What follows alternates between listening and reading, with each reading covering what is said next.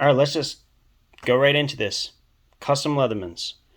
Half wave, half signal, half surge, half Super Tool 300, and of course, a signal knife. Let's take a look.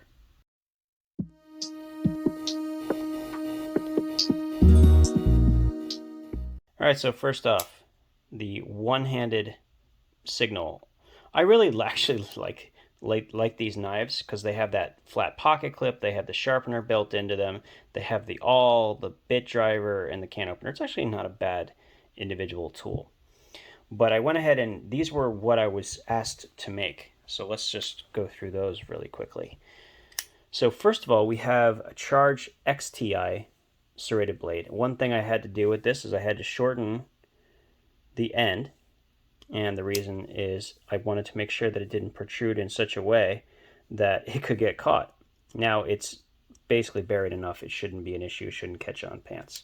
We have diamond file on the inside, which, by the way, look at that. Doesn't that look really good? I'm actually surprised that even though it's got 3 different color schemes, it really does work.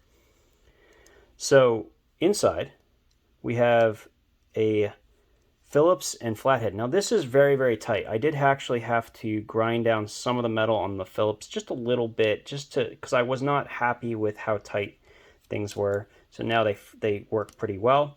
I also went ahead and you can see using the Ken Onion blade grinder, I thinned out the tapered edge on this flathead. This should be now narrow enough, should slot into the small flatheads that you will find on cover plates and so on, which is exactly what this individual wanted. So it should be in good shape. I could even go a little thinner if I wanted to. One down, one to go. Now, this is really cool. I was hoping that eventually I'd find somebody who wanted an EOD tool, and this is what I came up with after some research. So we have a serrated blade on the outside. We have the exchanger on the other. On the inside, of course, we have the EOD plier head with those amazing EOD cutters. Let's actually do this side since it's a little easier to do first. So 3 implements on the surge side. Can opener, mostly for the V-strip wire stripper. I'm also going to go ahead and sharpen the tip of the can opener to make it more useful. The last thing we also have 2 large flats, and we'll talk about why in just a second. The other large flat being right here. And as one thing I wanted to show, there are no washers in this on purpose. Watch. If I grab this component, the whole thing comes out. If you have gloved hands, my thought was that if you have gloved hands, I want it to be very easy to access all the internal tools. Boom. Fans out. One shot. Everything's fanned. Oh, select the tool I want. Put everything else away. Boom. Okay? There's a reason you can use clumping to your advantage. So the nice thing about this piece here, very easy to grab. Very, very easy to grab. So that was really important to this design. So we have, of course, the C4 punch, small flat, Phillips, large flat, and the file. Now, the reason for the 2 flats. One of them is actually going to get modified. One of them is going to be turned into a pseudo prying edge, scraper, so on. The theory is that I wanted something that was stout enough that it could be used to pry components apart from each other and had a thin enough edge to be able to do so that would not break. Now, technically you'd use a knife for this, but I figured it would be better between the sharp drawing cut edge that I'm going to put on the can opener and the sharp edge I'm going to put on here, that you'll be able to pry it apart without damaging the other components of the tool. So this is my EOD hybrid between a Surge and a Super Tool 300.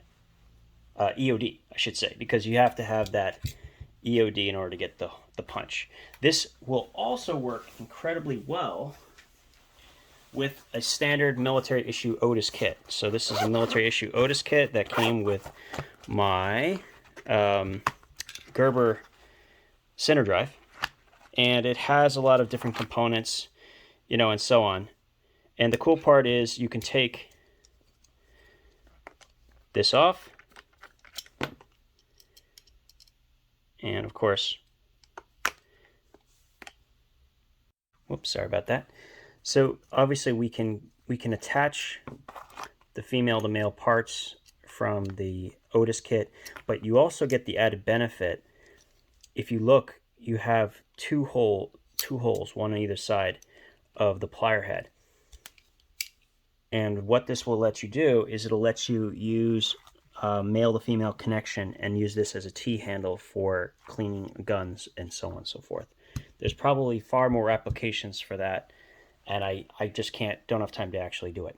But really, really awesome. I'm really glad to be able to finally use a brand new EOD plier head for something, and this is a great purpose for it. You can also set this up with a punch as well for a rifle. But yeah, so there you go. That's what we got. You guys have a great day. If you have any questions, let me know. And somebody did ask me, would I do a video showcasing all the things I've done so far? And the answer is yes, kind of. So what I'll do is I'll do kind of like a slideshow, and then we'll voice over it a little bit. But yeah, should be fun. Just stay tuned for that.